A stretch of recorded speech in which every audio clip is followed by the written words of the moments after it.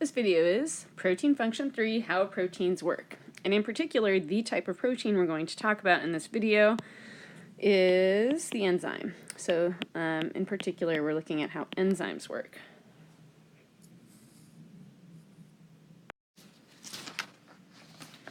So enzymes are a core part of molecular biology, a core part of life. In particular, life would not be possible without enzymes. So enzymes enable biological processes to occur.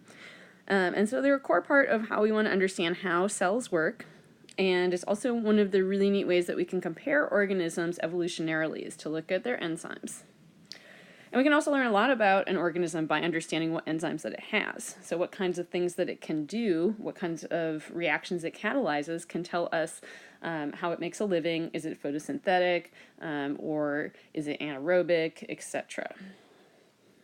Okay, so let's talk a little bit about enzymes again. So enzymes, this is one possible role or function in a longer list of about 7 or 8 functions for proteins.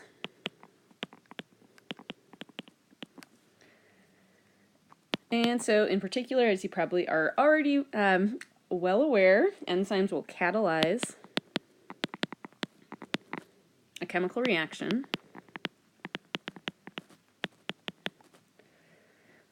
And so the way that this works, to bring in some of our vocabulary we've talked about so far, they will catalyze this chemical reaction through binding a substrate. It can be one or more substrates, but I'm just going to put through it binding a substrate. And chemically modifying it.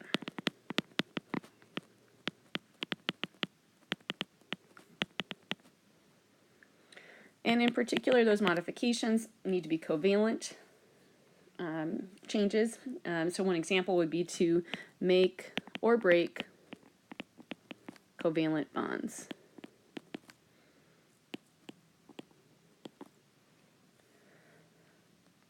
So catalyze is a key word here. Enzymes are biological catalysts.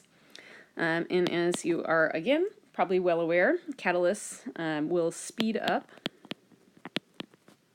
chemical reactions, whatever particular chemical reaction that they can work on. And basically this means that an enzyme or a biological catalyst makes it more likely that a given reaction will occur.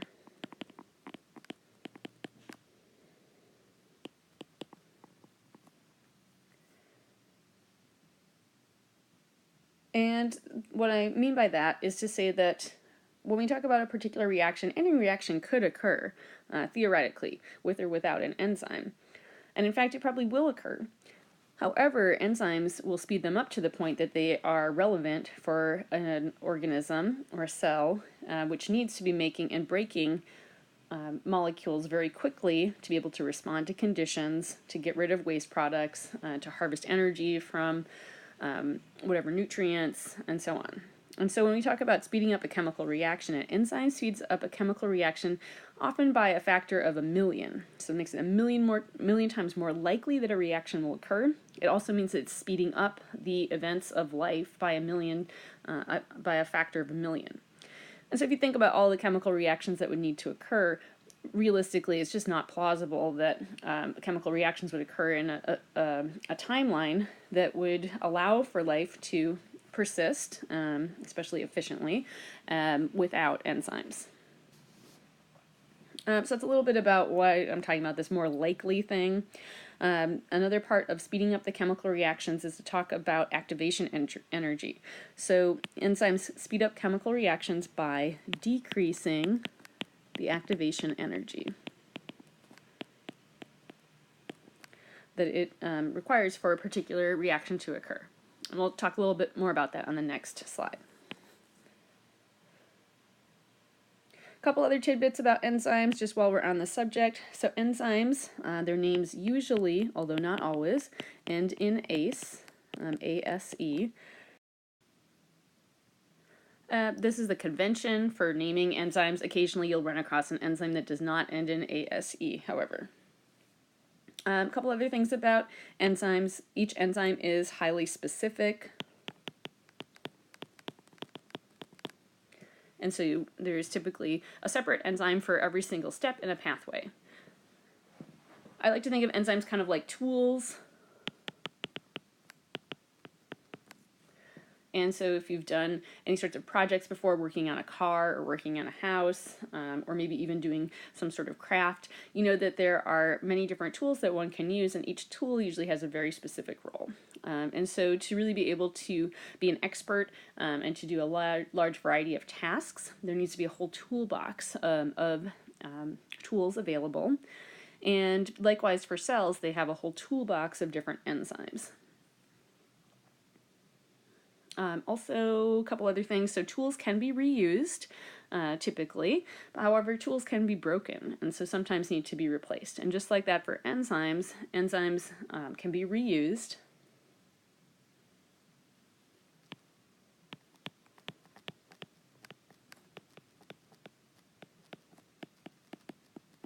Probably on the order of thousands or hundreds of thousands of times. And basically, this is a core concept for enzymes, that enzymes are not consumed in the course of a chemical reaction.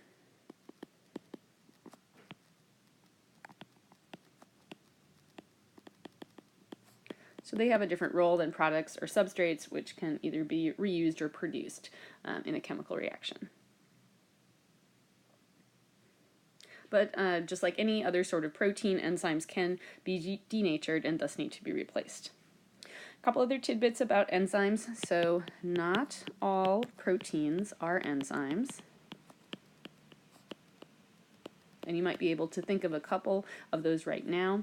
Some examples of proteins that are not enzymes are transport proteins. So for example, hemoglobin is an oxygen transport protein. It is not an enzyme. Also, proteins that make up the cytoskeleton, like actin or tubulin, are also not enzymes. They do not catalyze a process.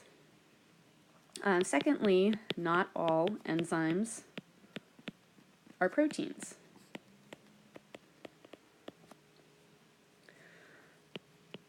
And what I mean by that is that some enzymes are made of RNA rather than protein. This is rare, and these molecules are typically called ribozymes. Just kind of a fun fact, one of the first ribozymes that was discovered in splicing. So these are, some RNAs have catalytic activities and they're called ribozymes. And that's just kind of a fun fact. We're, again, focusing on the proteins which have enzymatic roles.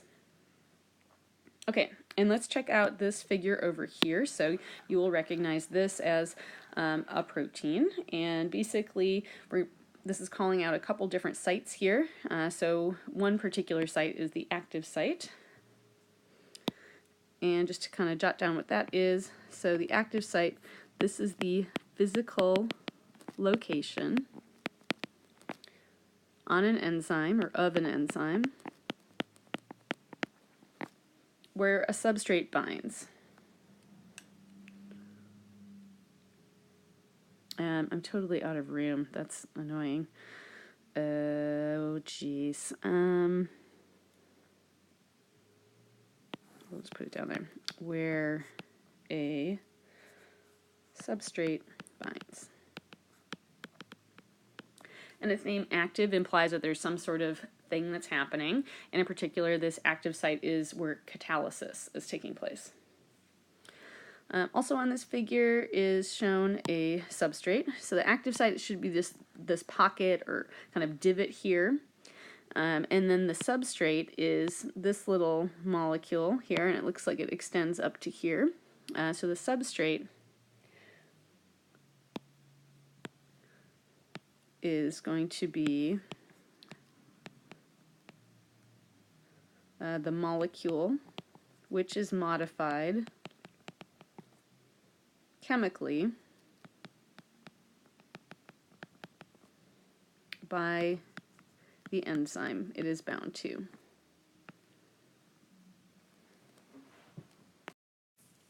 Okay, let's talk a little bit about activation energy and reactions. So I'm going to give you an example. This example is of a specific hydrolysis reaction. You may recall hydrolysis is a situation when we take a larger molecule and break it into two smaller parts through the addition of water, so lysis being to break apart, hydro referring to the water.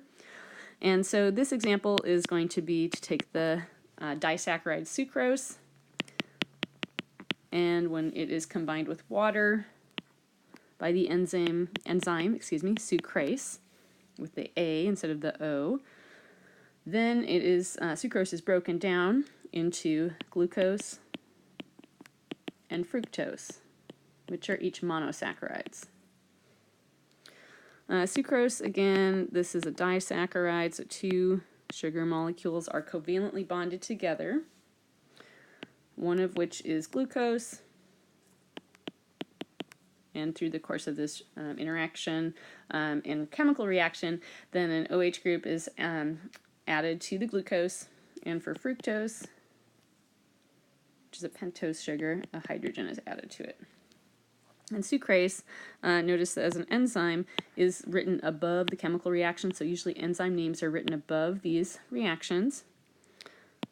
And then they're going to be shown as kind of like blobs, so since that's a protein.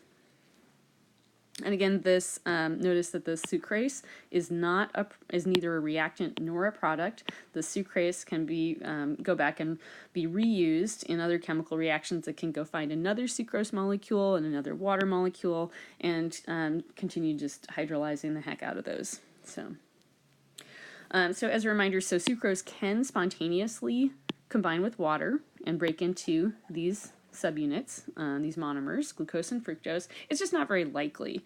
For a reaction to occur, basically, whether it is through the use of an enzyme or not, this activation energy has to be overcome.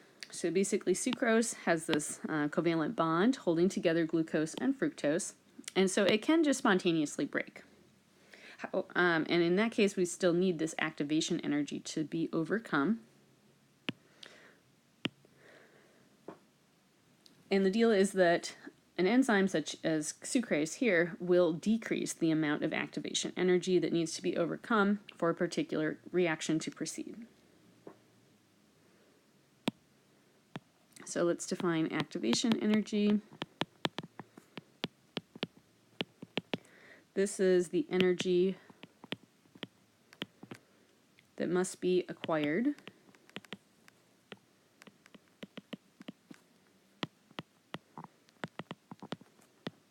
for a chemical reaction to proceed.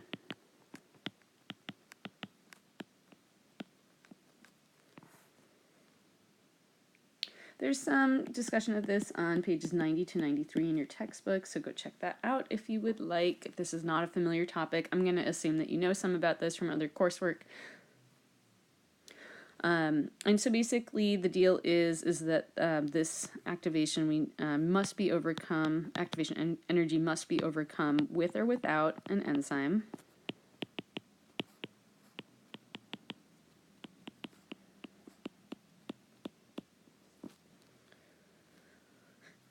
However, an enzyme decreases the amount of activation energy required.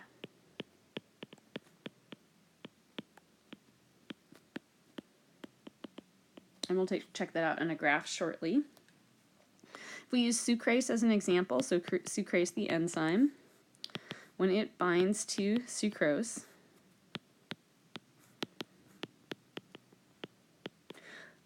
remember this is going to be a physical interaction, and basically sucrose is going to fit into an active site and have these non-covalent interactions with sucrase. So sucrose and sucrase have this binding that takes place. This increases tension and decreases stability of the covalent bond, specifically the covalent bond that holds together the two units. So this one right here. This is a really common way that enzymes work, at least enzymes that do hydrolysis. And so basically what that means is that sucrase, because it can cause this additional tension and decreased stability, then it doesn't require as much energy for the reaction to occur. So basically this decreases the activation energy for the reaction, which is hydrolysis, to occur. So here's a graph looking at activation energy, and basically let's make this specific. First, the reaction we were just talking about for sucrose. So basically for this graph, we see free energy on the y-axis, which is symbolized by a capital G, and the progress of a reaction on the x-axis, so time. And basically we're looking at the starting point here. There's an energy of the reactants, and the reactant, there's only one of them from our last reaction. That would be sucrose, which looks something like that. And so basically for sucrose to go through the chemical reaction to be broken into the two products, glucose and fructose, there's a couple different routes to get there. So our products are glucose and fructose.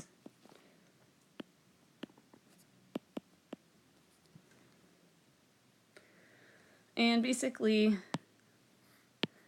either way, there needs to be some more energy that is acquired. And again, that's activation energy.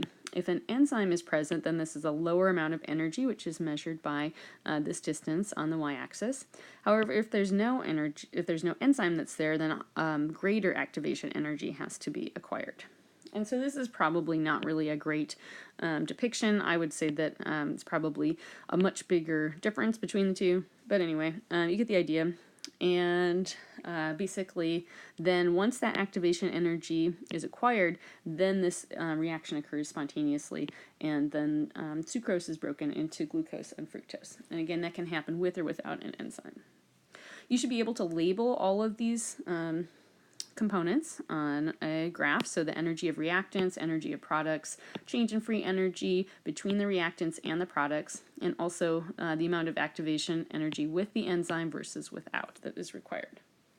I like to think of this activation energy thing as an analogy. So if you think about everyday life, we might talk about how if we sit down in a really comfortable kind of deep couch, that it might take a lot of activation energy to get back out of that couch. And so basically you might be likely to just kind of hang out on that couch for a while because it's pretty comfortable. So you can get out of that couch, hopefully, on your own, but it may take some more activation energy. If it's really a deep couch, you might really have to kind of push up on the sides and kind of, rock out of that couch. But if a friend of yours, let's say that friend is an enzyme here, then comes along, they could give you a hand and pull you out, and you don't have to put as much energy into that. So that's just kind of an analogy to think about how the activation energy can change with or without sort of a helper in a particular reaction.